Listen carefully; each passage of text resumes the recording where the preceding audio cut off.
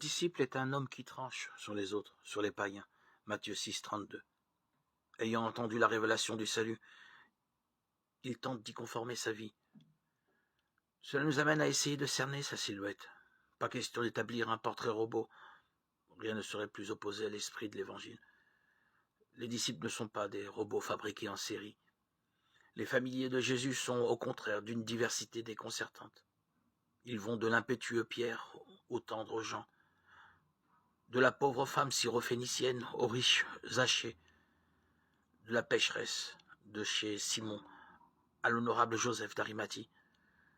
Cependant, ils possèdent des points communs qui ressortissent aux valeurs exprimées dans le discours sur la montagne. Quel est-il cet homme nouveau? Quelles sont les caractéristiques du disciple qui permettent de vérifier son identité chrétienne? Le disciple est l'homme de la miséricorde parce qu'il croit en l'amour.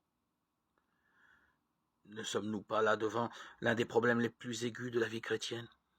Croire en un Dieu d'amour. Si cette foi est assumée en plénitude, tout serait changé.